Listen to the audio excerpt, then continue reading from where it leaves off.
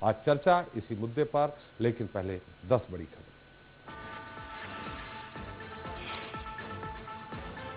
उपचुनाव प्रचार के अंतिम दौर में शिवराज की ताबड़तोड़ रैली। अलीराजपुर झाबुआ में सुबह से शाम तक की 6 जनसभाएं। कल प्रचार का आखिरी दिन, 21 तारीख को होनी है वोटिंग। छत्तीसगढ़ कांग्रेस पदाधिकारियों की हुई बैठक में शीतकालीन सत्र की तैयारियों पर हुआ मंथन। सरकार को घेरने के लिए बनी रणनीति। 7 स्थगन 20 ध्यानाकर्षण लाए जाने की तैयारी में है विपक्ष। भूपेश चंद्राकर मानहानि मामले में रायपुर सीजीएम कोर्ट में हुई सुनवाई। कोर्ट ने मंत्री अजय चंद्राकर को बयान दर्ज कराने के लिए दिए 5 सितंबर तक का वक्त। मध्य प्रदेश छत्तीसगढ़ में आईएसआईएस की नजर। रायपुर में होने वाली हॉकी मैच और ग्वालियर के अंतर्राष्ट्रीय तानसेन समारोह को लेकर गृह मंत्रालय ने जारी किया अलर्ट। भोपाल में स्वराज एक्सप्रेस की खबर पर मुहर। खत्म नहीं होगा ग्रीन इंडिया मिशन। केंद्र सरकार ने मनरेगा आयुक्त को लिखा पत्र। सागर में रंगे हाथ रिश्वत लेते पकड़ाए सेल टैक्स विभाग के अफसर। डिप्टी कमिश्नर के घर पर ली जा रही थी 3 लाख की घूस। छतरपुर के व्यापारी से मांगे थे पैसे। भिंड में बरही टोल टैक्स बैरियर पर ताबड़तोड़ फोड़। ट्रक मालिक और कर्मचारियों ने स्टाफ को पीटा। सीसीटीवी फुटेज के आधार पर आरोपियों की तलाश शुरू। सुकमा के अरकटा से नक्सली नेता समेत 2 गिरफ्तार। जवानों ने नक्सली स्मारक को किया ध्वस्त। एसटीएफ और जिला पुलिस बल की कार्रवाई। सतना के बगहा में लाखों की डकैती। लुटेरों ने पूरे परिवार को बेरहमी से पीटा। एसटीएफ और स्निफर डॉग की मदद से की जा रही है तहकीकात। और डबरा में सरेराम मनचले की धुलाई। महिला से छेड़छाड़ करने पर महिला ने चप्पलों से की पिटाई।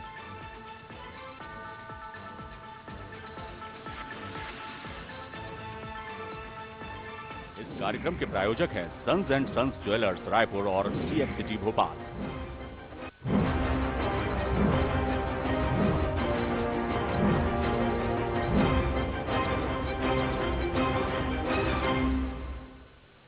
तो आरक्षण नाम के इस शब्द ने देश में कई बार तूफान मचाया है।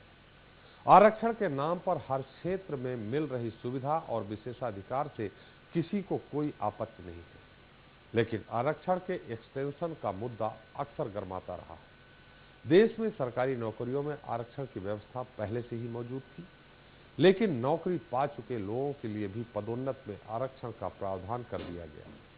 दुविधा भी यही है। एक तरफ सरकारें कहती है कि जात पात हटाओ, तो दूसरी तरफ पदोन्नत के वक्त कहा जाता है जाति प्रमाण पत्र लेकर आओ। अरे भाई, जब गरीबी जाति देखकर नहीं आती तो फिर आरक्षण आर्थिक आधार की बजाय जात के आधार पर क्यों? हम इस मुद्दे पर बहस नहीं करते, लेकिन एक ही विभाग में एक साथ काम करने वाले कर्मचारियों के बीच में प्रमोशन में आरक्षण को लेकर बढ़ती वैमनस्यता ने इस मुद्दे को आपके सामने लाने के लिए मजबूर कर दिया। शायद देश छोड़ने से पहले गोरे सही कहकर गए थे, तुमने हमसे तो आजादी पाली है, लेकिन तुम कभी आजाद नहीं हो पाओगे। तुम या तो धर्म से लड़ोगे या फिर लड़ने के लिए यहाँ जातियां ही बहुत हैं।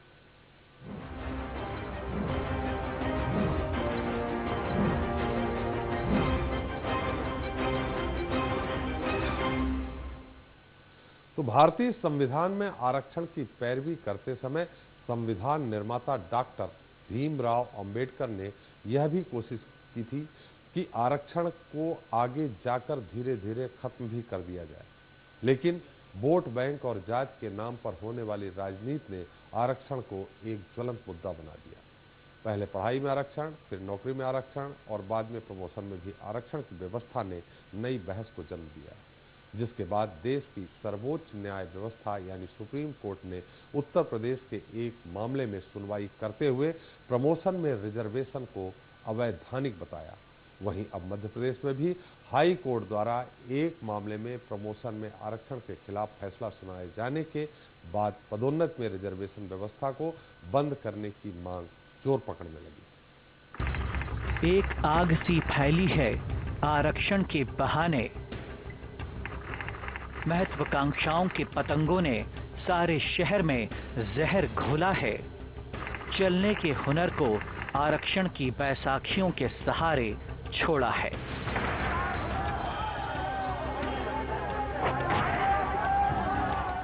जी हां, आरक्षण का अखाड़ा बन चुके हमारे देश में आरक्षण के आधार पर नौकरी में आगे बढ़ाने की परंपरा पर वैसे तो समय समय पर प्रश्न खड़े होते रहे हैं। कभी इनके समर्थन में तो कभी इसके विरोध में आवाजें भी बुलंद की जाती रही हैं। लेकिन इन दिनों मध्य प्रदेश में एक बार फिर प्रमोशन में रिजर्वेशन पर पेंच फंसता नजर आ रहा है। पदोन्नति में आरक्षण के खेल को खत्म करने की मांग उठने लगी है। विद्युत वितरण कंपनी के केस में प्रमोशन में आरक्षण के खिलाफ हाई कोर्ट के फैसले के बाद सूबे के कर्मचारी संगठनों ने भी उत्तर प्रदेश सरकार का हवाला देते हुए मध्य प्रदेश सरकार पर दबाव बनाने की तैयारी तेज कर दी है और मध्य प्रदेश पदोन्नति नियम 2002 को चुनौती देते हुए याचिका दायर कर इसे खत्म करने का जिक्र किया है। दरअसल सुप्रीम कोर्ट ने 2 साल पहले एम नागराज मामले की सुनवाई करते हुए आदेश दिया था कि प्रमोशन में आरक्षण होना ही नहीं चाहिए। इस पर अमल करते हुए उत्तर प्रदेश की अखिलेश सरकार ने भी ये व्यवस्था ही खत्म कर दी थी, जिसके बाद प्रदेश के कई विभागों के अधिकारियों और कर्मचारियों ने हाई कोर्ट में दस्तक दी थी, जिनमें से ज्यादातर प्रमोशन को लेकर ही परेशान थे। पीएचई के एग्जीक्यूटिव इंजीनियर आरबी राय और पीसी जैन ने करीब 1.5 साल पहले दायर की थी याचिका। मध्य प्रदेश विद्युत उत्पादन कंपनी में मजदूर कांग्रेस के महामंत्री शैलेंद्र व्यास ने 2 साल पहले 17 जून 2013 को हाई कोर्ट में याचिका दायर की थी। मध्य प्रदेश तृतीय वर्ग शासकीय कर्मचारी संघ के प्रांताध्यक्ष अरुण द्विवेदी ने भी 2.5 साल पहले सुप्रीम कोर्ट के आदेश का पालन करने के लिए जबलपुर हाई कोर्ट में याचिका लगाई थी। जल संसाधन विभाग के कुछ इंजीनियर्स ने भी प्रमोशन में रिजर्वेशन को बंद करने के लिए जबलपुर हाई कोर्ट में याचिका दायर की थी। इतना ही नहीं, इस मामले को लेकर Madhya Pradesh diploma engineers association ने 2 साल पहले राजधानी दिल्ली में जंतर मंतर पर धरना भी दिया था। प्रमोशन में आरक्षण का मामला वाकई हाईकोर्ट ने एक सही डिसीजन दिया उसमें कि प्रमोशन में तो आरक्षण का मुद्दा नहीं आने चाहिए। जो योग्य व्यक्ति है, काबिल व्यक्ति है, उसको ही प्रमोशन मिलने चाहिए। हम इसके पक्षधर हैं, क्योंकि अगर हाईकोर्ट ने ये डिसीजन दिया या हाईकोर्ट का मजिस्ट्रेट कह रहा है तो हमसे कई ज़्यादा काबिलियत उनमें है।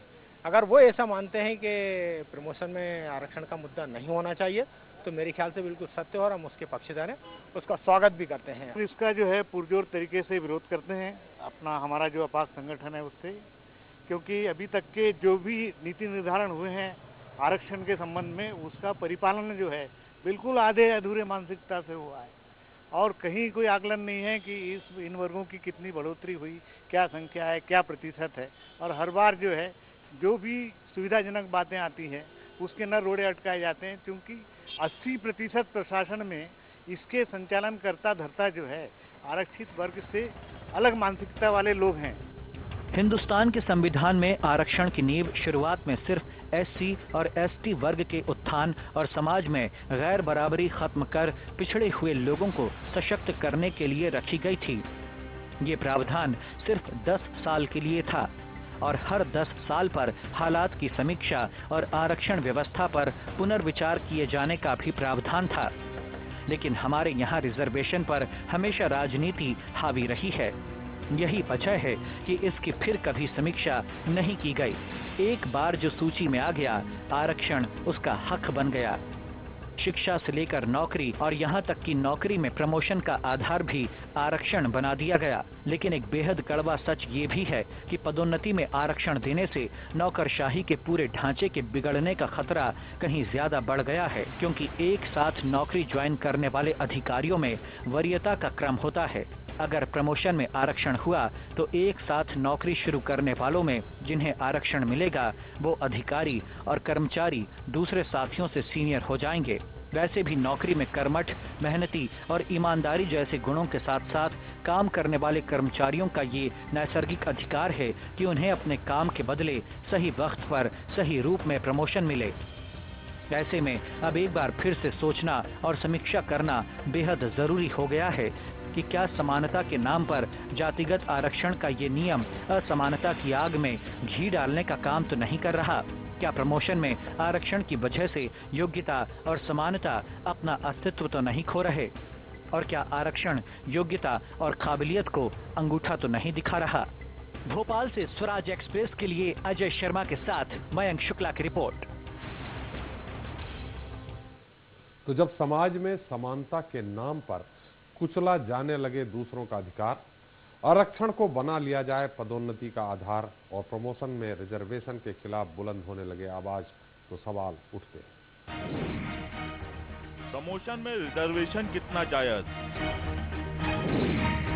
क्या रिजर्वेशन से कर्मचारियों में बढ़ रही वैमनस्यता? क्या आरक्षण से काबिल कर्मचारियों को नहीं मिल पा रहा उनका हक? तो इस मुद्दे पर बात करने के लिए हमारे साथ मौजूद हमारे खास मेहमान हमारे साथ हैं। हमारे साथ जुड़ने वाले थे इंजीनियर रितेश शर्मा, जो सेक्रेटरी हैं Madhya Pradesh diploma engineer association के, लेकिन वो किसी कारणवश देर से पहुंच रहे हैं। हमारे साथ हैं एस.एम. सूर्यवंशी, महासचिव अजाक्स।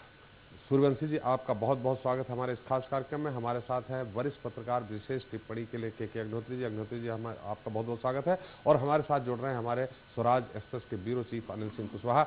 अनिल, हाई कोर्ट ने जिस तरह से आपने जो जानकारी दी है, जो बताया है कि बहुत सारे, हमने दिखाया भी है कि बहुत सारी याचिकाएं लगी हैं, लेकिन शायद उच्च न्यायालय से, माननीय उच्च न्यायालय से जो आदेश आया है उसके बाद कर्मचारी संगठनों में एक रोष फैल गया है। बिल्कुल आपने वाजिब मुद्दा उठाया है, क्योंकि सवाल यहाँ प्रमोशन की लड़ाई का है और सवाल यहाँ योग्यता का भी है।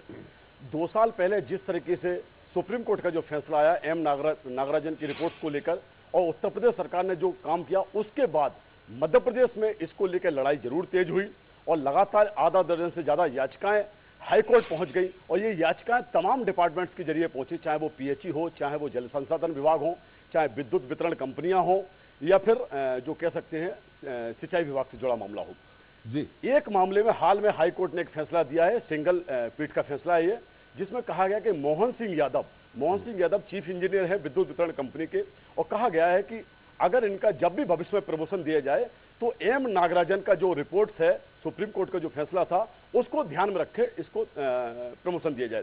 तो इसके बाद अब ये ग्राउंड मिल गया है उन संगठनों को जो आरक्षण का विरोध कर रहे हैं प्रमोशन में, और इन्होंने अब इस ग्राउंड के आधार पर हाई कोर्ट में अपनी लड़ाई और तेज कर दी है, क्योंकि आधा दर्जन याचिकाएं अभी पेंडिंग हैं और ये याचिकाएं सिंगल ना होकर सामूहिक तौर पर हैं।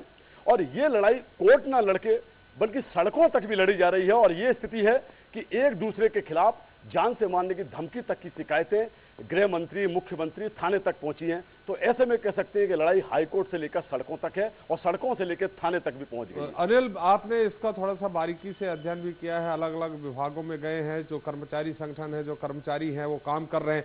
तो इस आदेश के बाद से और जो इस तरह से लामबंद हो रहे हैं आरक्षण के विरोध में और आरक्षण के सपोर्ट में, तो उनमें जो विभाग हैं, उनमें जो काम करने का माहौल है, उसका भी आपने जायजा लिया है? वो किस तरह का माहौल है? कहीं ना कहीं बेमनस्यता साफ साफ नजर आ रही है। कर्मचारी 2 धड़े में साफ बटे हैं। एक तरफ ये अजाक्स जो से जुड़े जो कर्मचारी हैं वो पूरी तरह लामबंद है, और दूसरी तरफ जो 43 कर्मचारी संगठन हैं वो आरक्षण के खिलाफ लामबंद हो गए हैं और ये सब मिलकर अब सड़कों पर आंदोलन करने की रणनीति बना रहे हैं। आज अजाक्स की बैठक हुई है। अजाक्स की बैठक में भी तय हुआ कि आगे की रणनीति क्या है, जिलों वाइज ये बैठकें होंगी अब इनकी आगे चलकर। तो कह सकते हैं कि लड़ाई अब तेज हो गई है और हाई कोर्ट में जो चल रहा है उसमें इस ग्राउंड को लेकर जो विद्युत वितरण कंपनी का जो मोहन सिंह यादव का जो फैसला इस मामले में आया है, तो इसको ग्राउंड बनाकर ये कोर्ट में भी अब लड़ाई और तेज की जाएगी। हालांकि अजाक्स की ओर एक अजाक्स के पास एक पक्ष बचता है कि वो सिंगल पीठ का फैसला डबल बेंच में ले जा सकते हैं। तो इस पर अजाक्स क्या निर्णय लेता है ये डबल बेंच पर उन पर निर्णय करेगा। लेकिन ये लड़ाई दफ्तरों में साफ साफ दिख रही है। कर्मचारी 2 खेमों में बटे हुए हैं और कहीं ना कहीं काम प्रभावित हो रहा है। उदाहरण के तौर पर देखा जाए तो आईएएस लॉबी भी आपस में टकराहट में है। राधेश्याम जुलानिया का मामला सामने है। राधेश्याम जुलानिया जब जल संसाधन विभाग में पीएस थे, उस समय उन्होंने जो उत्तर प्रदेश को लेकर जो फैसला आया उसको लेकर जल संसाधन विभाग में आरक्षण पर रोक एक तरीके से लगा दी थी। और इसके बाद जो अजाक्स से जुड़े जो संगठन है या आरक्षण बचाओ जो संगठन है वो राधेश्याम जुलानिया के खिलाफ सक्रिय होगा, जिसमें कह सकते हैं रमेश थेटे और जो कर्णावत है, शशि कर्णावत, ये आईएएस अधिकारियों ने आरोप लगाया, मुख्यमंत्री तक को चिट्ठी लिखी कि राधेश्याम जुलानिया जो है पदोन्नति नियम 2002 का उल्लंघन साफ तौर पर कर रहे हैं, ऐसे में उनको रोका जाए। और इस मामले में उनके खिलाफ थाने तक में शिकायत की गई है। और इसके बाद जो तमाम जो संगठन बने हैं, 43 संगठन जो एक हो गए हैं, वो भी इस लड़ाई को अब सड़कों पर आकर लड़ रहे हैं। हाँ, तो अनिल, बिल्कुल निश्चित तौर पे ये इस तरह से माहौल पूरा हो गया है। इसमें सरकार क्या कह रही है? सरकार पूरी तरह से मौन है। आपने क्या आकलन किया इसमें? सरकार का क्या पक्ष है? राजनीति पूरे मामले में होती रही है। जब ये लड़ाई सामने आई तो कोई भी राजनेता प्रतिक्रिया देने से बच रहा है, क्योंकि सवाल यहाँ वोट बैंक का भी है। कोई भी दल नहीं चाहता, सरकार भी नहीं चाहती कि किसी एक मुद्दे बर्रिए के छत्ते में हाथ डाला जाए। तो ऐसे में सरकार अभी बिल्कुल मौन की स्थिति में बनी हुई है और चिट्ठी पत्री का दौर लगातार चल रहा है दोनों ही तरफों से। अनिल, मतलब यह हुआ कि चाहे पक्ष हो यानी या विपक्ष हो, यानी भाजपा हो, कांग्रेस हो, अन्य कोई भी दल हो, सारे इस मुद्दे से अपने आप को अलग कर रहे हैं। बिल्कुल, और इस मामले में अपवाद जरूर कांतिलाल भूरिया बनकर आए। कांतिलाल भूरिया ने जरूर ये अजाक्स से जुड़े जो कर्मचारी हैं उनका साथ दिया और इसके पीछे उनका भी एक वोट बैंक का गणित कहता है। लेकिन कुल मिला के लड़ाई यहाँ प्रमोशन की है और सवाल यहाँ योग्यता का भी है। तो ऐसे में राजनीतिक दल बर्रिए के छत्ते में हाथ नहीं डालना चाहते और कुल मिलाकर कोर्ट पर पूरा फैसला छोड़ दिया गया है। चलिए अनिल, बहुत बहुत आपने जो जानकारी दी, आपका बहुत बहुत धन्यवाद इस तमाम जानकारी के लिए। हमारे साथ हैं एस.एम. सूर्यवंशी जी। सूर्यवंशी जी, जिस तरह से आरक्षण के तहत प्रमोशन दिए जा रहे हैं, आपको क्या लगता है, उचित है या अनुचित? सर्वप्रथम मैं आपको बताना चाहता हूं कि जो अभी आपकी रिपोर्ट आ रही थी 2 साल पहले यम नागराज में निर्णय हुआ है, ये 2006 में निर्णय हुआ था। उस संवैधानिक पीठ ने निर्णय दिया है। संवैधानिक पीठ ने उसमें 3 बिंदुओं में कंसीडर करने के लिए कहा है। ये देखें कि प्रॉपर जो है सभी सेक्टरों में जो सर्विस सेक्टर है उसमें पूरा रिप्रेजेंटेशन है कि नहीं, नंबर 1। नंबर 2, उन्होंने कहा है कि इसमें कार्य की उसमें गुणवत्ता में कोई असर पड़ रहा है कि नहीं। तीसरा, बैकवर्डनेस। तो मध्य प्रदेश सरकार ने जो हाई कोर्ट और सुप्रीम कोर्ट रिप्लाई दिया है उसमें स्पष्ट कहा है कि मध्य प्रदेश में जो रिप्रेजेंटेशन है पूरा नहीं हुआ है। आज की डेट में लगभग मध्य प्रदेश में 1 लाख से अधिक बैकलॉग के पद खाली हैं। नंबर सेकंड जो है गुणवत्ता, सर्विस सेक्टर में जो गुणवत्ता जो अभी आपकी रिपोर्ट्स में आ रहे हैं उसमें जिसका भी प्रमोशन होता है, जैसे मेरिट कम सीनियरिटी है, उसमें भी वेरी गुड के जो पाते हैं, चाहे रिजर्व के हों चाहे अनरिजर्व के हों, उन्हीं को प्रमोशन किया जाता है। इसलिए कि किसी सर्विस सेक्टर में गुणवत्ता प्रभावित होती है, बिल्कुल सरासर मतलब झूठ है। और तीसरा जो है बैकवर्डनेस। आप ये देखिए, यदि आप गवर्नमेंट के रिकॉर्ड उठा के देखें तो आज की डेट में यदि 1000 गरीबी रेखा के नीचे हैं उसमें 95% जो है SC ST के लोग गरीबी रेखा के नीचे हैं। दूसरा, आपने जो रिपोर्ट में भी जिक्र किया है कि हाल ही में माननीय उच्च न्यायालय ने वो दिया है। माननीय उच्च न्यायालय ने सिर्फ ये कहा है कि जो यम नागराज में माननीय उच्चतम न्यायालय ने निर्णय दिया है उसके हिसाब से इनको कंसीडर किया जाए। लेकिन अभी जो मीडिया में अब प्रचार किया जा रहा है कि माननीय उच्च न्यायालय ने रिजर्वेशन को अवैध माना है, बिल्कुल गलत है। माननीय उच्च न्यायालय ने कहीं भी हमारे यहाँ ये नहीं कहा गया। हमारे यहाँ जो रिपोर्ट है साहब, बाकी मीडिया की बात नहीं करते हैं, हमारे यहाँ ये नहीं कहा गया अवैध माना गया, ये हम नहीं कह रहे। नहीं, प्रमोशन नहीं माना है, नहीं बिल्कुल नहीं माना है, प्रमोशन अवैध नहीं माना है। इवन दैट जो पदोन्नति नियम 2002 मध्य प्रदेश का है, मध्य प्रदेश हाई कोर्ट की डबल बेंच जो आज उच्चतम न्यायालय में माननीय न्यायाधीश हैं दीपक मिश्रा साहब ने, उन्होंने ही इसको वैध माना था। और पदोन्नति नियम 2002 सुप्रीम कोर्ट में जाके यम नागराज में प्रकरण में टैग हो गया था और उसमें भी पदोन्नति नियम 2002 को माननीय उच्चतम न्यायालय ने वैध माना है। इसलिए पदोन्नति नियम 2002 को अब किसी तरह से क्वेश्चन करने का प्रश्न नहीं उठता, क्योंकि जब उच्चतम न्यायालय में वैध कर दिया है, उच्च न्यायालय की डबल बेंच ने उसको वैध कर दिया है, तो अभी किसी स्तर पे उसकी मतलब परीक्षण करने का प्रश्न ही उपस्थित नहीं होता। चलिए, ये बिल्कुल सही है। अलग रितेश जी भी हैं, लेकिन सूर्यवंशी जी, जब आप एक आरक्षित वर्ग का एक गैर आरक्षित वर्ग का कर्मचारी एक साथ एक डिग्री लेकर के कहीं नौकरी करता है या उससे सीनियर 2-4 साल सीनियर कोई आदमी नौकरी करता है, उस बीच में आप चूंकि आरक्षित वर्ग से हैं तो आप 2 प्रमोशन ऊपर चले जाते हैं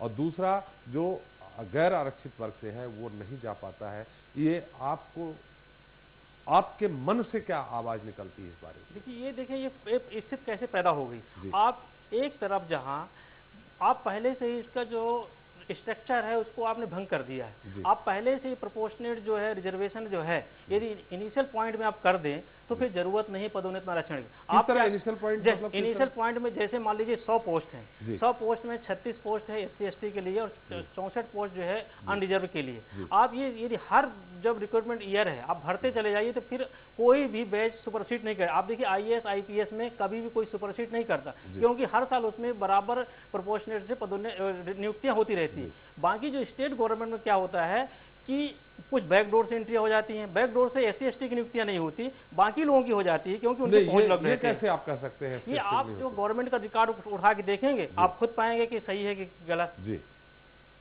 तो यदि हर साल प्रॉपर नियुक्तियां होने लगे तो जब हर बैच में बराबर प्रोपोर्शनेट रहेंगे तो फिर जरूरत नहीं पड़ेगी। और दूसरा सबसे बड़ी बात यह है कि यदि रोस्टर का पालन हो जाए, रोस्टर पालन यदि मान लीजिए जैसे प्रमोशन में 3रा बिंदु, 5वां बिंदु, 9वां बिंदु यदि SC ST का है उसी हिसाब से ग्रेडेशन लिस्ट बना दिया जाए तो फिर पदोन्नत में आरक्षण की आवश्यकता नहीं होती। अभी तक क्या किया जाता है कि SC ST को सबसे बॉटम में रख दिया जाता है। जैसे 100 लोगों की लिस्ट है तो 64 के बाद SC ST को रखा जाता है, तो जब नीचे वाले होंगे तो ऊपर कैसे पहुंचेगा। तो आप आज देखिए कि टॉप पोस्ट में HOD लेवल में मात्र 3% जो है रिप्रेजेंटेशन है और विकास की बराबर विकास हो उसमें सहभागिता के लिए सभी वर्ग के लोगों का प्रतिनिधित्व होना जरूरी है, तभी जो है समान विकास हो सकता है। चलिए सूर्यवंशी जी हम आपके पास फिर आएंगे। हमारे साथ रितेश शर्मा जी है। रितेश जी आपने सूर्यवंशी जी को अभी सुना, उन्होंने बाकायदे सुप्रीम कोर्ट का फैसला, हाई कोर्ट का फैसला, डबल बेंच का फैसला, सिंगल बेंच के फैसले में क्या हुआ है उस सब सारे बारे में उन्होंने बताया और उन्होंने साथ में ये भी कहा कि जो रोस्टर प्रणाली जो है उसको सही ढंग से लागू नहीं होते, इसलिए बैकलॉग होने के कारण उनको आरक्षण दिया जा रहा है। अब आपका इस मुद्दे में क्या कहना है? मेरा आदरणीय सूर्यवंशी साहब से जो उन्होंने कहा, उन्होंने तथ्य प्रस्तुत किए, मैं उससे सहमत हूं कि माननीय न्यायाधीशों ने जो तथ्य प्रस्तुत किए हैं वो ठीक है। लेकिन मेरा यहाँ पर सवाल मुद्दा अपना क्या है, प्रश्न ये है कि क्या आरक्षण शुरू क्यों किया गया था और उसकी कहाँ आज वर्तमान परिस्थितियों में जो दशा है वो बदल गई है। हम यूँ कहें कि आरक्षण स्थिति जो है वो दुर्दशा में बदल गई है। जिस उद्देश्यों को लेकर आरक्षण को दिया गया था, जो बाबा साहब ने जिस मुद्दे को शुरू किया था कि हमें अपने पिछड़े वर्ग को, अपने ऐसे समाज को जो कभी भी मुख्य धारा में नहीं रहा है उसको हमें मुख्य धारा में लेके आना है, ये एक उद्देश्य आरक्षण का रहा है। लेकिन उसकी दशा ये होती गई कि एक वर्ग भेद हमारे बीच में पैदा हो गया। यहाँ पर एक अमीर दलित जो है वो अमीर होता गया, एक IAS का बच्चा आरक्षण पापा के IAS बनता गया, एक इंजीनियर का बच्चा प्रमोशन पापा के आरक्षण बन गया। हो क्या रहा है कि जो मुद्दा यहाँ पर अभी मैं जो समझ रहा हूँ वो ये है कि हमें उनको मुख्य धारा में लाना चाहिए, बिल्कुल सही बात है, लेकिन क्या उनको उंगली पकड़ के क्या पूरा ही सागर पार कराया जाएगा? प्रमोशन में आरक्षण होना मुद्दा ये है, क्या प्रमोशन में आरक्षण दिया जाए? नहीं, हम पे हम बाद में आएंगे रितेश जी। जो सूर्यवंशी जी ने कहा है, जी, जो उच्चतम न्यायालय और उच्च न्यायालय का जो आदेश है उससे आप सहमत है? उन्होंने सही बताया या उसमें कुछ लघुना भी है? नहीं, मेरा कहना यह है कि माननीय उच्च न्यायालय पे जो उन्होंने अपनी टिप्पणी दी है वो उच्च निर्णय है, उस पर अभी कई तरह की समीक्षाएं बाकी हैं और मेरा ये कहना है कि कहीं ना कहीं इस पर आंशिक संशोधन आवश्यक है और इस बात पे पुनर्विचार किया जाना जरूरी है कि आरक्षण के क्या, जिन मुद्दों पे आरक्षण शुरू किया गया था, क्या वो वर्तमान में उन मुद्दों को यहाँ पर उनसे वास्तविक लोगों को लाभ मिल रहा है कि नहीं मिल रहा है? अभी प्रमोशन पे आरक्षण की बात हो रही है। जी बिल्कुल ठीक है।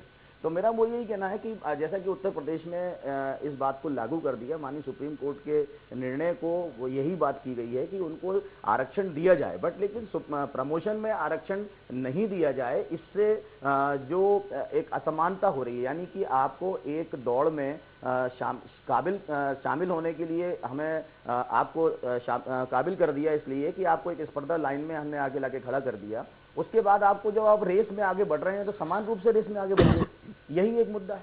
जी जी बिल्कुल। हमारे साथ हम अग्निहोत्री से टिप्पणी लेंगे, हमारे साथ अलग अलग जगह से कई दर्शक हैं। सबसे पहले दमोह चलते हैं, दमोह से हमारे प्रदीप जी हैं। प्रदीप जी आपका स्वागत है, आप अपना सवाल करें।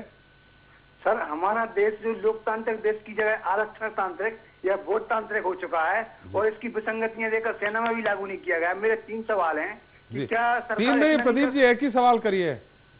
सर मैं ये बोलना चाहता हूँ कि जो प्रतिभाएं या अच्छे लोग हैं जो बेरोजगारी या आर्थिक तंगी झेल रहे हैं उनके जीवन यापन के लिए पेंशन क्यों नहीं दी जा सकती, और जो अगली पीढ़ी को क्यों आरक्षण दिया जा रहा है जो IPS IAS अधिकारियों की? नहीं, हम समझ नहीं पाए आपका सवाल, बड़ा आज जटिल सवाल टाइप है आपका। आपने कहा कि जो बेरोजगार है उनको पेंशन की योजना बनाई जाए, ठीक है। दूसरा, आपने कहा कि आरक्षण, लोकतांत्रिक देश आरक्षण तांत्रिक देश हो गया है, तो इसमें अगर जो दलित लोग हैं जो पहले अपने मुख्य धारा से दूर थे, अगर उनको आरक्षण दे करके उनको मुख्य धारा में लाया जा रहा है, तो इसमें क्या आपत्ति है आपको? नहीं, योग्य नहीं, कोई IAS IPS अधिकारी है, उनके बच्चे भी आरक्षण का लाभ ले रहे हैं, विसंगतियां बहुत हैं, और सामान्य प्रतिभाएं अगर उनको बेरोजगारी का पीढ़ी दर पीढ़ी बोल रही हैं, उनकी गारंटी कौन लेगा, उनसे माफीनामा कौन मांगेगा? जी बिल्कुल सही सवाल है, इसका हम अग्निहोत्री से भी उत्तर लेंगे और सूर्यवंशी जी से भी उत्तर लेंगे कि जो ऑलरेडी जो क्लास 1 अधिकारी हो गए हैं, क्या उनके बच्चों को आरक्षण मिलना चाहिए? हम सूर्यवंशी जी से लेंगे, शायद वही ज्यादा अच्छा बताएंगे, लेकिन पहले अग्निहोत्री के पास चलते हैं। हमारे साथ एक और दर्शक है खरगोन से, दिलीप जी आपका स्वागत है, सवाल करें। हाँ जी सर, जी मैं ये बोल रहा हूँ सर। जी बोलिए। हाँ जी, नौकरी में आरक्षण तो ठीक है, मगर सर योग्यता के आधार पर प्रमोशन होना चाहिए। भाई मुख्य धारा में तो आप उसको ले आए जी, उसके बाद उसको योग्यता सिद्ध करे फिर प्रमोशन देना चाहिए। चलिए, आपका भी सवाल आ गया। हमारे साथ एक और भोपाल से दर्शक है, संजय जी आपका स्वागत है, संक्षेप में सवाल करें। आप पहले नेटवर्क पे आ जाइए संजय जी, तब बात करिए, हमें आवाज नहीं सुनाई पड़ रही। मतलब है कि जो आरक्षण जो प्रमोशन होता है सर, उसमें जनरल लोगों को 2000 का 2079 का भर्ती हूँ, 79 का मैं जहाँ का मैं वहीं का वही हूँ, और जो मेरे बाद में भर्ती हुए थे 2084 में 2001 में, वो चलिए, आपके आवाज ढंग से नहीं आ पा रही, लेकिन जो हम सुन पा रहे हैं उसमें आपका ये है कि आपकी भर्ती हुई थी, आपसे जो बाद में भर्ती हुए थे उनका प्रमोशन हो गया, आपका नहीं हुआ। निश्चित तौर पे आप हमारे स्वराज एक्सप्रेस के माध्यम से आप अपनी जो जानकारी दी है वो दर्शकों ने सुना, और इसको आरक्षण में व्यवस्था लागू करने वाले शायद सुने हो, आपकी बात रखें। अग्निहोत्री जी आपकी क्या टिप्पणी है इस पूरे मुद्दे? त्रिपाठी जी, आज बड़ा सुलगता हुआ मुद्दा आपने उठाया आरक्षण जी। तो बिहार विधानसभा चुनाव में काफ़ी प्रभावी रहा, और जो चर्चा सामने आई उससे लगा कि बीजेपी वहाँ पर इसी मुद्दे को लेकर के हार गई, और बड़ा सुलगता सवाल है आज आरक्षण। लेकिन जो आज का विषय आपका है प्रमोशन में आरक्षण, प्रमोशन में आरक्षण का जो मामला है, एक दर्शक ने आपसे कहा कि आपने आरक्षण देकर के व्यक्ति को आपने मुख्य धारा में ला दिया, उसको आपने अपलिफ्टमेंट करा दिया। अब जब आपने एक बार अपलिफ्टमेंट उसका करा दिया तो वो मल्टी लेवल नहीं हो सकता। मुझे लगता है कि जो प्रमोशन है, प्रमोशन में तो आपको कम से कम ये देखना होगा कि योग्यता क्या है, आपका कर्मठता क्या है, आपका कर्तव्य परायणता क्या है, और आप किस तरह से नौकरी कर रहे हैं जी। क्योंकि नौकरी पाने में आरक्षण दिया, वहाँ तक तो समझ में आ रहा है कि आपको मुख्य धारा में उनको लाना है, उनका उत्थान करना है, बात समझ में आती है और करना भी चाहिए। मुझे लगता है देश में कोई भी आरक्षण के अगर से खिलाफ नहीं है जी। लेकिन ये प्रमोशन में जो आरक्षण है, उच्चतम न्यायालय का जो आप हवाला दे रहे हैं, मुझे लगता है आपका इंटरप्रिटेशन और सूर्यवंशी जी का इंटरप्रिटेशन में थोड़ा सा फर्क मुझे महसूस होता है। लगता मुझे यह है कि उच्चतम न्यायालय ने कहा है कि प्रमोशन में जो आरक्षण है वो अवैध है जी, उसको ठीक किया जाना चाहिए। उसके लिए उन्होंने निर्णय दे दिया। अब उसकी समीक्षा एक बार शीर्ष अदालत ने कोई निर्णय दे दिया है जी। तो मैं जहाँ तक समझता हूँ अपने ज्ञान से कि उसकी फिर समीक्षा नहीं की जा सकती। और फिर दूसरा उदाहरण आपको उत्तर प्रदेश में मिल गया।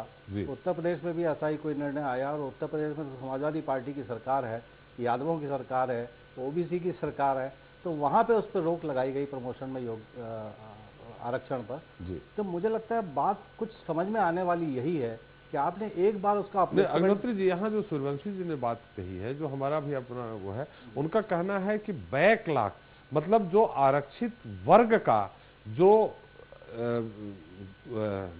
पोजीशन है, जो आरक्षित वर्ग की पोस्ट है वो खाली है, इस कारण उनका आरक्षण किया जा रहा है, प्रमोशन किया जा रहा है। बैकलॉग तो त्रिपाठी जी नौकरियों में है जी, प्रमोशन में बैकलॉग कैसे हो सकता है जी?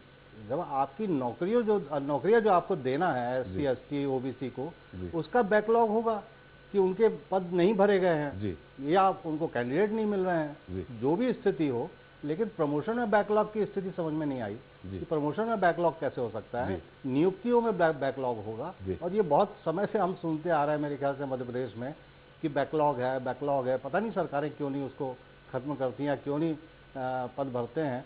और कई बार ये बात भी सामने आती है कि उम्मीदवार नहीं मिलते हैं, होता है कई बार। लेकिन बात जो प्रमोशन में आरक्षण की है वो तो मुझे लगता है कि योग्यता के आधार पर। चलिए सूर्यवंशी जी, आपने जो अग्निहोत्री जी ने कहा, शर्मा जी ने भी कहा, चलिए ठीक है, मानते हैं प्रमोशन में आरक्षण होना चाहिए, लेकिन क्या आपको नहीं लगता है कि फिर वही वाली बात आ रही जो हमें कई दर्शकों ने, मुझे नहीं मालूम किस आरक्षित वर्ग के हैं वो दर्शक या गैर आरक्षित वर्ग के दर्शक है, हमारे तो सीधे फोन में वो बात करते हैं, अभी और भी कई दर्शक हैं उनसे हम सवाल लेंगे, लेकिन आपको नहीं लगता कि एक ही विभाग में जब कोई सीनियर अपने जूनियर से काम करा रहा, वही जूनियर बाद में उसका बॉस बन जाता है, तो मन से वो उसको प्रताड़ित नहीं करेगा, या एक दोनों के बीच में वैमनस्यता नहीं बढ़ेगी? नंबर एक।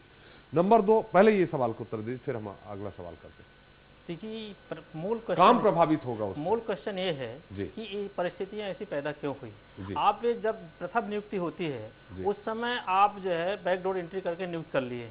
यदि मेरा परिचित है तो मैं नियुक्त कर लिया, और जो वाकई जो भर्ती नियम है उसके हिसाब से कार्रवाई नहीं की गई। यदि 100 पोस्ट हैं, आप अनारक्षित लोगों को 80 लोगों की नियुक्तियां कर लिया गई, और SC ST की मात्रा 50% से कम कर दी गई। जब उनके 50% की नियुक्तियां प्रथम नियुक्तियां हुई तो आगे जैसे है वो आगे नहीं, जब उनकी हर जगह 50% कम पद खाली रहेंगे। तो जब तक आप प्रथम नियुक्ति में बराबर प्रोपोर्शनल नियुक्तियां हर बैच में नहीं करेंगे, जब तक स्थिति निर्मित होगी। आप सूर्यवंशी माफ करिएगा, हम आपको रोक रहे हैं। यहाँ पे जिसने ये गलती की, जिस अधिकारी ने गलती की, आप उसको दंडित करिए। ये जब आप एक साथ किसी विभाग में जाते हैं, एक आपका साथी, आप खूब काम करते हैं, दूसरा भी खूब काम करता है, जो दूसरा काम करता है वो प्रमोट हो जाता है, दूसरा दिन रात काम करता है और नहीं प्रमोट होता, या वो दिन रात काम करता है, उसके नीचे वाला नहीं काम करता है, उसके बाद भी उसका बॉस बन जाता है, आरक्षण के आधार पे, जात के आधार पे उसका बॉस बन जाता है। तो ऐसी स्थिति में जो विभाग हैं उनके काम नहीं प्रभावित होंगे? आपका क्या लगता है? त्रिपाठी साहब, आपने बिल्कुल सही कहा जी। ये पहले ये देखने की बात है कि आरक्षित वर्ग का हिस्सा कौन ले रहा। आपका हिस्सा आपका भाई ले लिया पहले, आरक्षित वर्ग का हिस्सा ऑलरेडी वैकेंट है। जैसे आप मान लीजिए एक परिवार में 4 भाई हैं, चारों भाई को बराबर हिस्सा बंटना चाहिए। यदि मान लीजिए किसी भाई को यदि ज्यादा दे दिया तो निश्चित है दूसरे भाई कम मिलेगा। सिमिलर उसी प्रकार ये है कि यदि आप आरक्षित वर्ग का कोटा आप दूसरे को पहले दे दिए हो, तो जब उसका भरा नहीं है तो भरेंगे आप, चाहे पहले फास्ट प्रमोशन कर दें या रेगुलर प्रमोशन कर दें। यदि एक बार आप ये मुहिम चला दें, मैं आपके माध्यम से जनता से, सरकार से अपील करना चाहूंगा कि एक बार आप 4th क्लास से लेके सुपीरियर क्लास तक आप भर दीजिए, इसके बाद आपको प्रमोशन आरक्षण की आवश्यकता ही नहीं पड़ेगी। लेकिन मानसिकता है आरक्षण का पालन करने, जैसे अभी किसी आपने जो बाइट लिए हैं, आपके कोषाध्यक्ष हैं अजाक्स के? नहीं, अजाक्स के नहीं, अपाक्स के कोषाध्यक्ष हैं। उन्होंने सही कहा है कि इसका हम पालन कर लें। एक बार हम सभी श्रेणियों में पूरा नियुक्तियां कर दें जितना जिसका प्रतिशत है, इसके बाद किसी की जरूरत नहीं पड़ेगी। और मूल क्वेश्चन ये है कि जैसा अभी हमारे रितेश भाई ने कहा कि IAS और IPS के बच्चों को क्यों मिलना चाहिए। बिल्कुल, उस पे हम आएंगे। हमारे साथ एक वरिष्ठ पत्रकार है जो अपना सवाल साथ में करना चाह रहे हैं, राजेश सिरोठिया जी। राजेश जी, आपका स्वागत है, अपना सवाल करें जी। मेरा सवाल सूर्यवंशी जी से, उनको सुन रहा था मैं जी। सूर्यवंशी जी का कहना था कि 95% लोग जो है अनुसूचित जाति जनजाति के, वो गरीबी रेखा के नीचे है, और 5% जो नौकरी कर रहे हैं सरकारी, वो ठीक है। तो मेरा इनसे ये पूछना है सूर्यवंशी जी से कि आपको पदोन्नति में आरक्षण देने से ये 95% कहाँ से इनको गरीबी रेखा के ऊपर आ जाएंगे जी? वो तो 5% से ही भला होगा ना जी। सूर्यवंशी जी से बिल्कुल। राजेश जी, आप तो विशेष टिप्पणी करते थे, आज सवाल करने लगे, इसलिए आप विशेष टिप्पणी करने में हमेशा लेट हो जाते हैं कि हम नई टिप्पणी सवाल करेंगे। बहुत बहुत धन्यवाद आपका, आपने सवाल किया, हम सूर्यवंशी जी जरूर लेंगे। हमारे साथ जबलपुर से एक और दर्शक हैं, आशीष। आशीष जी, स्वागत है, संक्षेप में सवाल करें। हाँ जी सर, मैं आशीष नाम बोल रहा हूँ, पुलिस विभाग में हूँ मैं जी। मेरा ये कहना है सर कि जैसे मैंने 2005 में हम लोग भर्ती करते हैं जी, तो क्या होता है सर कि हमारे यहाँ जैसे हमने भर्ती किया जी, बहुत लंबा मत बताइए, सवाल करिए। मैं ये बोल रहा हूँ कि मतलब जैसे जूनियर है हमारा, हमने उसको भर्ती किया, अब मैं उसको सैल्यूट मारूंगा जी, है ना। मेरा जूनियर, मैंने उसको भर्ती किया, मैं भर्ती करने के बाद मैं उसको सैल्यूट मारूंगा जी। शायद तो यही जो समस्या है, इस समस्या को लेके मैंने ये सब्जेक्ट रखा है। और चूंकि सूर्यवंशी जी खुद है यहाँ, वो अपने मन से, उनका मन क्या कहता है उसका उत्तर देंगे। आपने बहुत अच्छा सवाल किया, हम सूर्यवंशी जी से लेंगे। मुद्दा उठाया त्रिपाठी जी, कहा कि आपका जूनियर आपका बॉस बन जाए जी, तो आपको कैसा लगेगा। सूर्यवंशी जी उसका सीधे सीधे उत्तर नहीं दे रहे हैं, वो आंकड़ों के साथ दे रहे हैं, अलग अलग कर रहे हैं, बात कर रहे हैं। हमारे साथ एक और सागर से दर्शक है, जगन जी, आपका स्वागत है, सवाल करें। लगता है जगन जी से हमारा संपर्क नहीं हो पाए। सूर्यवंशी जी, आपसे एक वरिष्ठ पत्रकार ने भी सवाल किया है। एक अभी आपने के सामने एक पुलिस के जवान है, पता नहीं कौन सी पोस्ट पे है, इंस्पेक्टर है, सब इंस्पेक्टर है, भर्ती किया है, उन्होंने कहा अब मैं उसको सलूट मारूंगा। ऐसे में आपका उत्तर मैं लूंगा, लेकिन थोड़ा सा रितेश जी कुछ बोलना चाह रहे थे। रितेश जी, आपका क्या कहना है? जी, मैं बिल्कुल सिरोटिया साहब की बात से इत्तेफाक रखता हूँ जी। मेरा सवाल था, जैसे कि आदरणीय सूर्यवंशी सर ने ये वाली बात कही कि हमें जो नियुक्ति के समय ऐसी व्यवस्थाएं की गई हैं जिसकी वजह से हमें प्रमोशन में आरक्षण मिलना चाहिए। मेरा एक छोटा सा सवाल है कि सवाल किससे है आपका? मेरा सूर्यवंशी सर से ही सवाल है जी। कि जो नियुक्तियां हो रही हैं, इसका मतलब ये है कि आप नियुक्ति करने वाले सरकार पर प्रश्न चिन्ह लगा रहे हैं, यानी सरकार ने गलत नियुक्तियां करी हैं, पहला प्रश्न। दूसरा प्रश्न ये है कि क्या आपने उस व्यक्ति की शिक्षा की तो बात नहीं करी जो व्यक्ति पिछले कई वर्षों से शिक्षा से वंचित है, और उस विषय पे बात नहीं करी जो एक व्यक्ति आरक्षित वर्ग का लाभ उठा के इंजीनियरिंग कॉलेज या मेडिकल कॉलेज में दाखिला ले लिया और है ना वर्षों से उसको पास नहीं कर पाया और कई वर्षों तक उसी में पड़ा रहा, उसके जूनियर बैच के आगे चले गए। इसकी विषय में बात नहीं की कि उसके शिक्षा का उन्नत स्तर कैसे बढ़ाया जाए। प्लस दूसरी आपने ये बात करी कि आपकी नियुक्ति में ही गड़बड़ी है।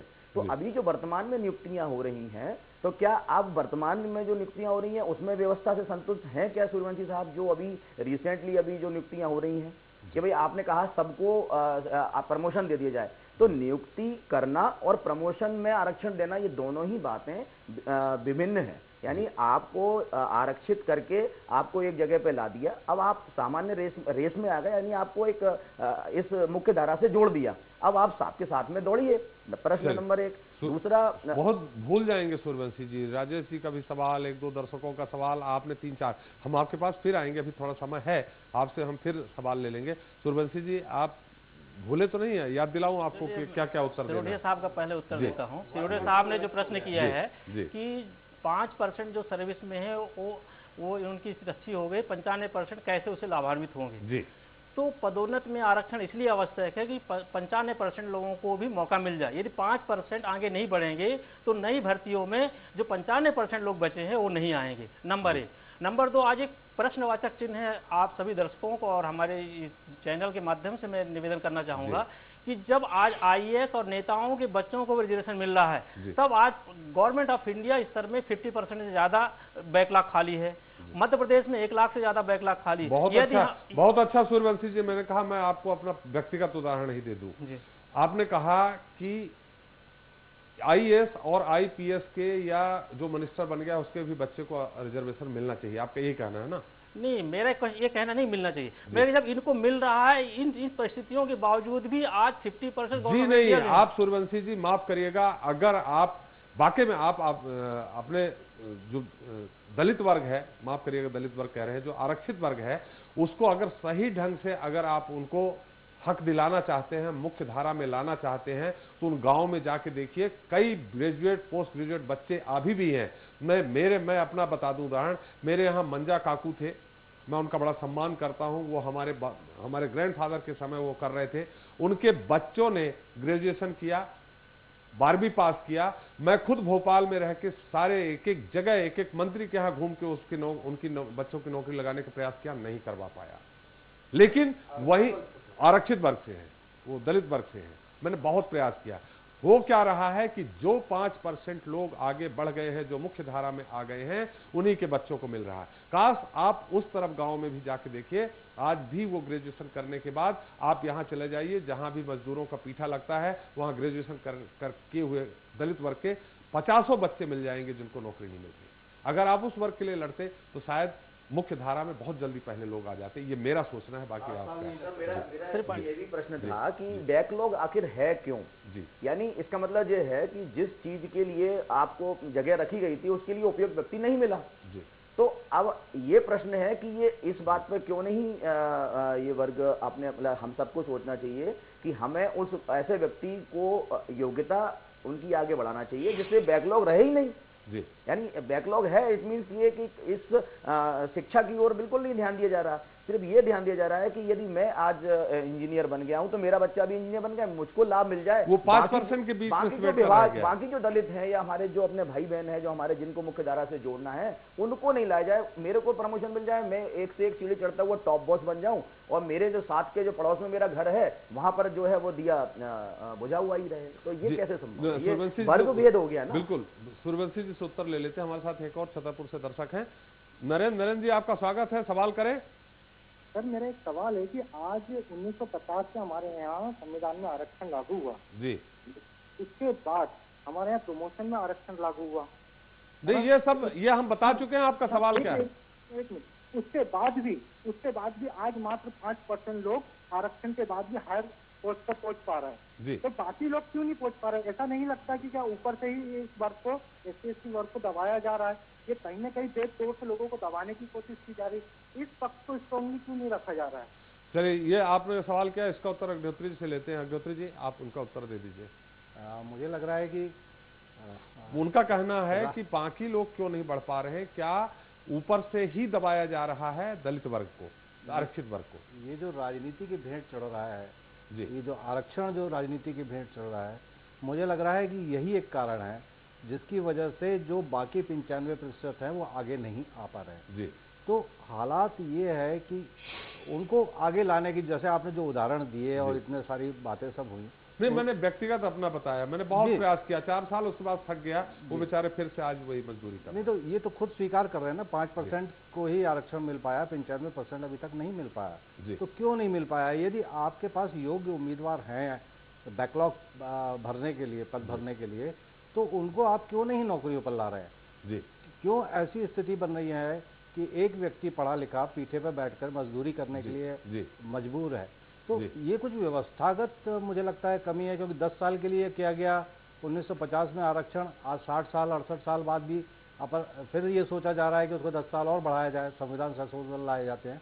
तो लग रहा है कि इसको कुछ व्यवस्थागत कमियां हैं त्रिपाठी जी, जिनको दूर करने के लिए कम से कम राजनीतिक सोच को आगे बढ़ना चाहिए। अब तो कम से कम आगे आना चाहिए जी, राजनीति की जरूरत है जी। बिल्कुल, सूर्यवंशी जी आ रहे हैं, आपके पास ही आ रहे हैं।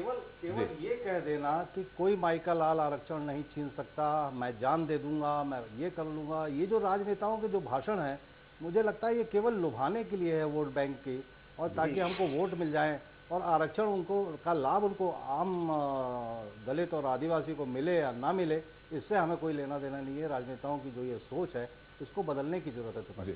जी सूर्यवंशी जी आप कुछ कहना चाह रहे हैं, लेकिन मैं 2 बातों में, मेरा भी सवाल है, मेरा सवाल मैं उत्तर दे दूं फिर मेरा सवाल साथ में ये है, क्या आप इसके पक्षधर हैं कि जिन्होंने क्लास 1 जो आरक्षित वर्ग के हैं, चलिए मैं नहीं बोलता एक बार आरक्षण मिल गया, इंजीनियरिंग में मिल गया, मेडिकल मिल गया, नौकरी में मिल गया, ठीक है, लेकिन क्या क्लास 1 अधिकारी जो आरक्षित वर्ग के हैं उनको आरक्षण नहीं मिले, उनके बच्चों को आरक्षण नहीं मिले, ऐसी स्थिति में जो आज भी गांव में है जिनकी मैंने बात की है उस जगह पे वो आ जाएं, क्या आप इसके पक्षधर हैं कि नहीं? देखिए, आरक्षण का जो बेस चीज है, आरक्षण घुमाइएगा नहीं, संपन्नता के आधार पर नहीं दिया गया है। आरक्षण जो है दिया गया है कि जो विकास में भागीदारी सबकी बराबर सुनिश्चित करने के लिए की गई। माननीय जो अग्निहोत्री साहब ने जो सवाल किए हैं कि जो आरक्षण के लिए जो राजनीति की जा रही है, 10 वर्ष वाला जो कहे मुझसे असहमत हूँ।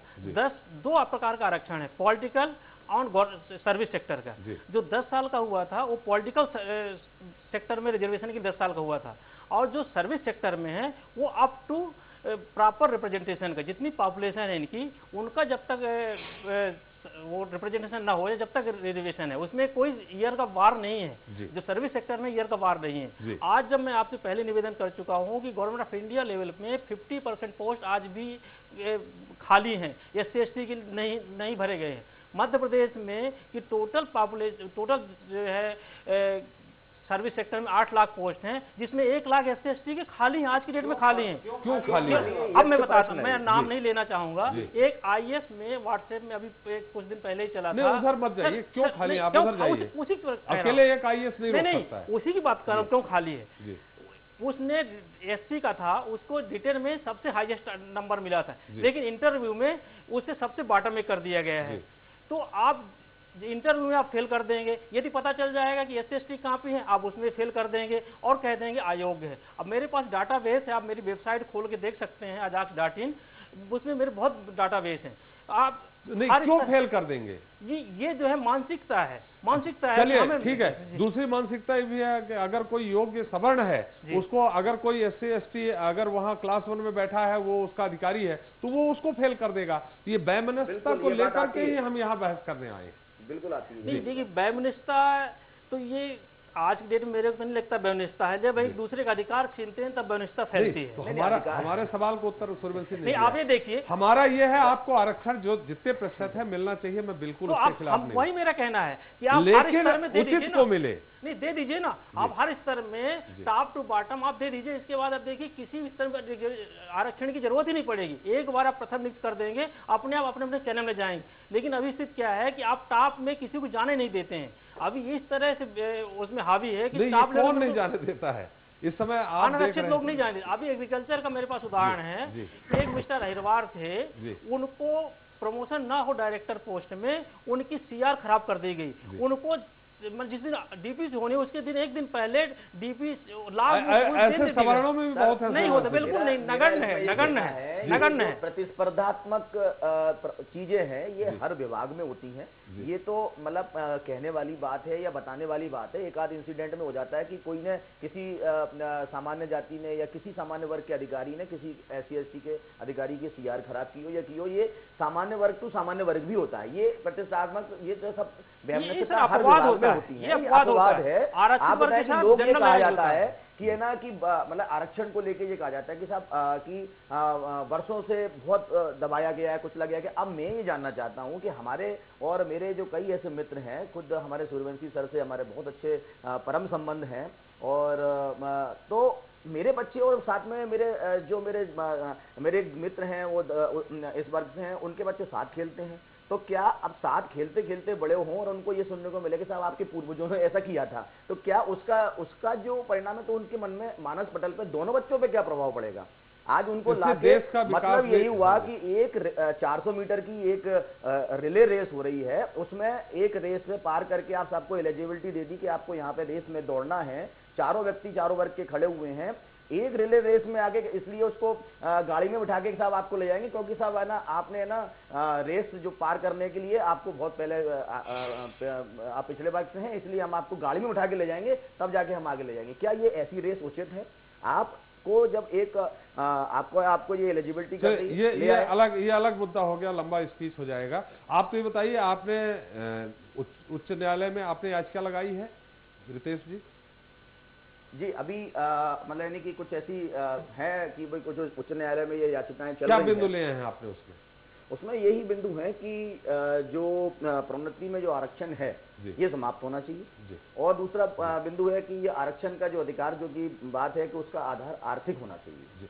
चलिए हमारे एक बार फिर सूर्यवंशी जी आप ही के पास आ रहे हैं, हमारे दो दर्शक हैं अलग अलग। जबलपुर से धर्मराज जी अपना सवाल करें, संक्षेप में, हमारा समय समाप्त हो। सभी पैनल के सदस्यों को मेरा नमस्कार जी। मैं धर्मराज सिंह जबलपुर से, अन्य पिछड़ा वर्ग का मैं भी एक शासकीय सेवक हूँ जी। हमारे यहाँ क्या है कि जो संक्षेप में सवाल करें, समय बहुत कम है। 1983 के नियुक्त आयुष चिकित्सा अधिकारी को जी पदोन्नति नहीं दी गई। आरक्षण नियमों के तहत 2008 में जो चिकित्सा अधिकारी नियुक्त हुए जी उनको पदोन्नति मिल गई है। अब बताइए कर्मचारी कितना हतोत्साहित होगा उसके मन में। आपका सवाल आ गया। हमारे साथ एक और दर्शक हैं गुना से, हरीश जी आपका स्वागत है, सवाल करें। हरीश जी मेरी आवाज सुन पा रहे हैं? सवाल करें। लगता उनसे नहीं हो पा रहा। सूर्यवंशी जी अब तो खैर समय समाप्त हो रहा, हम इसमें 6 घंटे का भी डिस्कशन करें तो भी कम है। एक पुलिस के अधिकारी ने, जवान इंस्पेक्टर ने या कांस्टेबल ने, जिसने भी कहा कि मैंने जिसकी भर्ती की मुझे उसको सलूट करना पड़ेगा, एक दूसरी तरफ इन्होंने अपना दुखड़ा रोया, इनका उत्तर दे दीजिए। सर मैं उसी को उत्तर देना चाहता हूँ। अच्छा है आपने मेरे से पूछ लिया। आप यहाँ से 10 किलोमीटर गांव में जाइए, जिस बच्चे को आरक्षित वर्ग का खिलाता है गोद में, उस बच्चे को उसका पैर पड़ना पड़ता है, ये कहाँ तक उचित है? यदि ये सवर्ण का बच्चा है और नहीं, देखिए ये मुद्दा अलग है, ये मुद्दा अलग है, ये मुद्दा यहाँ ये है कि साथ में कर्मचारी काम करने वाले। सर्विस सेक्टर में 2% है, लेकिन सोशल सेक्टर में 98% है। सोशल सेक्टर में जो भेदभाव है जब तक समाप्त नहीं होगा तब तक आरक्षण हमारे सबसे पहले। आपने बहुत अच्छा सवाल किया, आपने कहा कि जो गोद में खिलाता है उसके पैर पड़ना पड़ता है, बिल्कुल सही सवाल किया। आज जो IAS IPS जो अधिकारी हैं उनके बच्चे को आरक्षण मिले और उनके यहाँ जो उनका कपड़ा धो रहा, मैं ऐसे आप चलिए मेरे साथ, जितने बंगले हैं आरक्षित वर्ग के जो भी अधिकारी होंगे आप हमारे साथ चलिए, मैं दिखाता हूं, सारे सवर्ण होंगे, वो उनके कपड़े धो रहे हैं, उनके बच्चे को आरक्षण नहीं मिले, ये क्या उचित है? देखिए मैं पहले ही बोला हूं कि आरक्षण उनको सेक्टर मिलना चाहिए। नहीं, अगर आप उस तरफ जाएंगे तो सवाल ये भी है। मेरा कहना है कि जिसकी जितनी पॉपुलेशन सबको आरक्षण दे दीजिए, जिससे उसको वीकर सेक्शन को आगे मिल। संविधान में ऐसे में तो योग्यता खत्म हो जाएगी, योग्यता बिल्कुल खत्म नहीं हो रही, देश का विकास खत्म हो जाएगा। आज इतने 67 साल हो गए आजाद हुए, योग्यता कहाँ खत्म हुई? यदि योग्यता होती आज अमेरिका के बराबर नहीं पड़ जाते। आज आरक्षित वर्ग का कितना भागीदारी रही? यदि इतनी योग्यता में आप कह रहे हैं कि योग्यता में अभी तक नियुक्ति सब योग्यता में हुई, अगर जातीय आधार पर आरक्षण योग्यता खत्म हो अभी तक पूरे 67 साल हो गए देश को स्वतंत्र हुए, यदि योग्यता थी यहाँ के उसमें आरक्षित वर्ग कम थे तो क्यों अमेरिका को आगे नहीं पीछे छोड़ दिए? क्यों इतना पिछड़ा हुआ? मैं कहता हूँ यदि पूरी तरह यदि सभी पदों में सभी में यदि हो जाएगा निश्चित अमेरिका से आगे हो जाएगा। यदि पूरी सभी सेक्टरों में यदि प्रॉपर प्रोपोर्शनेट सभी सेक्टर को मिला दिया जाएगा, रिप्रेजेंटेशन बराबर कर दिया जाए, निश्चित अमेरिका से आगे निकल जाएगा, क्योंकि विकास में समान भागीदारी होगी। आप हमारे सवाल, एक तो दर्शक ने कहा कि मैं अब उसको सैल्यूट करूंगा, उसके लिए आप क्या कहेंगे जिसकी उनने भर्ती की है? ये तो सामाजिक का जो ताना बाना है इसको समाप्त कर दीजिए, अपने आप समाप्त हो जाएगा। चलिए अब हमारा उत्तर दे दीजिए कि जैसे आपने कहा कि जो बच्चा गोद में खिलाता है वही बच्चे का पैर पड़ना पड़ता है। आप खुद जानते होंगे, आप मन में आपके होगा कि जो आरक्षित वर्ग के अधिकारी हैं उनके यहाँ जो काम कर रहा है, जो चपरासी है, वो सवर्ण समाज का है और उसके बच्चे को आरक्षण नहीं मिलता है, वो एक झोपड़ी में रहता है और एक जो महल में रह रहा है 5% ही सही, उसके बच्चे को आरक्षण मिलता है, ये इतना उचित है क्या? नहीं, मैं तो कह रहा हूँ उसको भी मिलना चाहिए, आरक्षण मिलना चाहिए ना। आप जब तक एक समान भागीदारी चाहते हैं, विकास चाहते हैं, तो जो आपका वीकर सेक्शन है, चाहे अनारक्षित का हो चाहे आरक्षित का, उसको अपडेट करने के लिए करना चाहिए। सुभाष जी ने मान लिया है कि आर्थिक आधार पर होना चाहिए। नहीं, ये माना है, आप अनारक्षित वर्ग को आरक्षित दे दीजिए और आरक्षित वर्ग को आरक्षित में दीजिए। एक बार आप सबको भर तो दीजिए, आप टॉप से बॉटम आप पूरी पोस्टें फिलअप कर दीजिए, इसके बाद आपको जरूरत नहीं पड़ेगी। और एक नहीं, समान शिक्षा अनिवार्य शिक्षा लागू कर दीजिए। सबसे पहले आप जब तक समान शिक्षा अनिवार्य शिक्षा लागू नहीं कर दें, ये समाप्त नहीं हो सकता। मैं कहता हूँ ये देश में ये 10 साल के लिए छुआछूत जातिवाद बंद कर दिया जाए, समान शिक्षा अनिवार्य शिक्षा लागू कर दिया जाए, फिर जरूरत नहीं आरक्षण की। कहीं कुछ इलाकों रितेश जी यहाँ से 10 किलोमीटर रेडियस कर दीजिए और आने जाने का मैं खर्चा दूंगा, आप घूम लीजिए। 99% छुआछूत नहीं मिले तो बताइएगा। 99%। देखिए छुआछूत ये तो अलग मुद्दा हो गया, ये सूर्यवंशी जी छुआछूत अलग मुद्दा हो गया। हमारा मुद्दा कर्मचारियों से जुड़ा है, नहीं कर्मचारियों से जुड़ा है। छुआछूत में बहुत लंबा विषय हो जाएगा। हमारा मुद्दा यहाँ ये है योग्यता और अयोग्यता पे। ऐसी स्थिति में क्या एक IAS माने क्लास 1 अधिकारी अपने बच्चे को पढ़ाने के लिए, वो तो मुख्य धारा में आ गया, वो अपने बच्चे को अच्छा से अच्छा पढ़ा सकता है। अब जो गांव में अगर सवर्ण है, उसकी गलती सवर्ण के घर पैदा हो गया, उसकी नहीं, ये तो भगवान की है, तो उसके बच्चे को आरक्षण मिलना चाहिए कि नहीं आर्थिक आधार पर? सवाल मेरा ये है, भले सवर्ण हो। सवर्ण को सवर्ण के कोटे में मिलना चाहिए, बिल्कुल मिलना चाहिए। सवर्ण का मतलब पूरा मतलब 100% आप कोटा बांट देंगे। आप एक डिवीजन कर रहे हैं, वर्ग विभेद पैदा हो रहा है। डिवीजन तो ऑलरेडी किया हुआ है। नहीं, सामाजिक ताना बाना खत्म करने के लिए, छुआछूत खत्म करने के लिए आप चाहेंगे कि एक वाकई इंटेलिजेंट डॉक्टर है, बहुत अच्छा ऑपरेशन करता है, एक नहीं कर पाता है, पर वही डॉक्टर बनेगा, दूसरा नहीं। मैं इसमें मेरी आपत्ति है, आज मध्य प्रदेश पूरे इंडिया में कितने % डॉक्टर है, लेकिन यहाँ के जितने भी टॉप पॉलिटिशियन बिजनेसमैन विदेश में क्यों करते हैं? क्या यहाँ पे आरक्षित के डॉक्टर नहीं है? क्यों विदेश में जाते हैं? यदि विदेश में जाते हैं इसका मतलब है अनारक्षित अनारक्षित के भी डॉक्टर वो काबिलियत नहीं है। तो इसमें काबिलियत तो सब में है या नहीं है, सब में डॉक्टर जाते हैं जो काबिल होते हैं, 55% निकल जाते हैं। नहीं, जो यहाँ के टॉप बिजनेसमैन है या पॉलिटिशियन है, अपने विदेश में ट्रीटमेंट कराते हैं, इंडिया में क्यों नहीं कराते हैं? इसका मतलब ये है कि अनारक्षित के भी जो डॉक्टर करेंगे तो सामाजिक ताना बाना नहीं बुना जा सकता। देखिए, अपने पूर्वाग्रह को समाप्त करना होगा और ये हमें स्वीकार करना होगा कि आज की जनरेशन ये छुआछूत से बहुत दूर है। बिल्कुल नहीं, रितेश जी आप जो है हमारे यहाँ तो आरक्षित वर्ग से, दलित समाज से आते हैं, हमारे किचन में जाते हैं, जाके चाय बनाते हैं, पी लेते हैं, ऐसे बहुत बढ़ गया है मामला। कुल मिला के यहाँ ये है कि जो क्योंकि आप त्रिपाठी जी आप सर्वमाजित विश्वास रखेंगे। अब हमारे साथ चलिए रायसेन जिले में, बरेली में चलिए, उदयपुर में चलिए, यहाँ बैरसिया में चलिए। बैरसिया में मैं आपको घटना सुनाता हूँ एक की। मैं एक सरपंच था, चलिए हमारा समय बैठाने नहीं दिया मंच नहीं। बिल्कुल ये मैं मानता हूँ कि अभी गाँव में ये हो रहा है, मैं मानता हूँ। 15 किलोमीटर दूर सूर्यवंशी जी मानता हूँ, गाँव में 15 किलोमीटर दूर गाँव में हो रहा है, लेकिन प्रमोट करने के लिए कि भाई ये वर्ग चलिए समय समाप्त हो गया, लेकिन करवाइए ना। लेकिन जहां सूर्यवंशी जी नहीं हो रहा है वो क्यों सफर करे? हमारा ये है, अगर आप, मैं नहीं बोलता आप जितने प्रतिशत आरक्षण आपको मिल रहा लीजिए, लेकिन जो क्लास 1 अधिकारी पहुंच गया है उसके बच्चे को न दीजिए, तो आप ही के समाज के दूसरे बच्चों को आरक्षण मिल जाएगा, उसको सवर्णों को न दीजिए, हमारा आर्थिक आधार पे भी मत दीजिए। लेकिन अगर इस बात से शायद आप सहमत हो, आपका मैं उत्तर लूंगा कि जो क्लास 1 हो गया है उसको आप छोड़ दीजिए, तो मुख्य धारा में चले जा चुके। अब उसी जगह दलित वर्ग से ही दूसरा आएगा, तब जाके उसको, जैसे मैंने आपको उदाहरण बताया कि मैंने कई मिनिस्टरों के चक्कर काटे, कई अधिकारियों के चक्कर काटे, मैं नौकरी नहीं लगवा पाया, क्योंकि ऑलरेडी वो पोस्ट भर गई थी, किसी अप्रोच वाले की भर गई थी, इसलिए नहीं लगवा पाया। तो इसमें आपका क्या कहना है? संक्षेप में जानना चाहूंगा कि जो क्लास अधिकारी हो गया है, क्लास 1 अधिकारी हो गया है, उसके बच्चों को न मिले, आपके ही समाज से दूसरे बच्चे को मिले, इसमें क्या कहेंगे? निश्चित है कि समाज का जो सबसे पिछड़ा तबका है उसको अपलिफ्ट करने के लिए योजनाएं बनाना चाहिए। जहां तक आपके क्लास 1 ऑफिसर, मैं वही आपसे पहले भी निवेदन किया था कि जब आज की डेट में क्लास 1 ऑफिसर और एमएलए एमपी मंत्रियों के बच्चों को रजिस्टर मिल रहा है, इसके बावजूद भी टॉप पोस्ट में नगण्य प्रतिनिधित्व है, इसका क्या कारण है?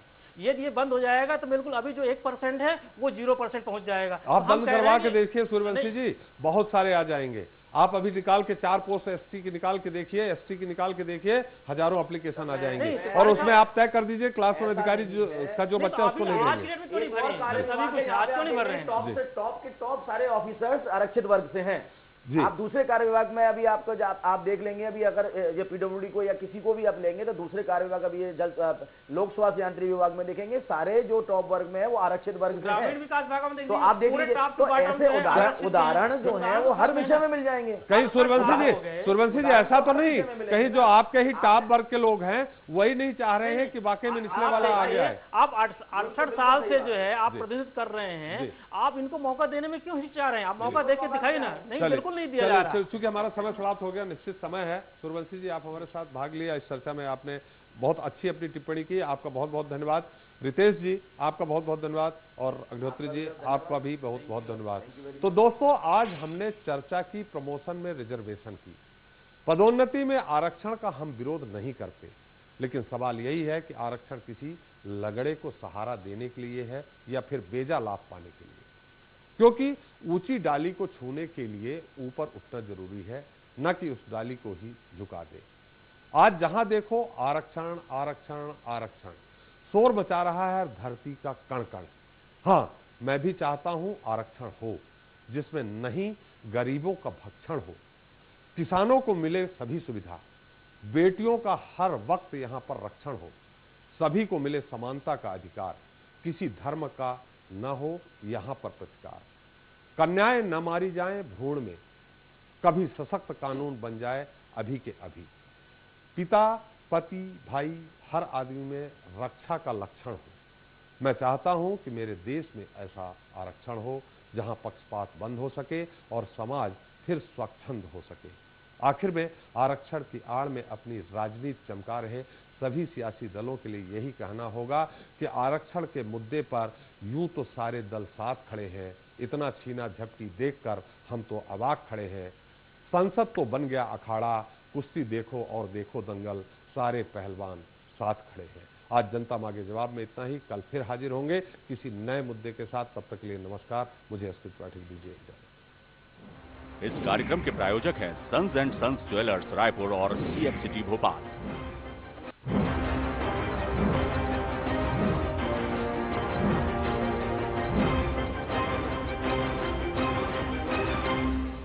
CX लाए हैं 5 प्रोजेक्ट्स में शुभ अवसर स्वामित्व के साथ लाभ ही लाभ। CX औद्योगिक क्षेत्र, धार्मिक पर्यटन, CX agro, energy capital of India, CX satellite city Bhopal. सिर्फ 2 से 3 लाख के पेमेंट कर शेष 2 से 5 साल की किश्तों में।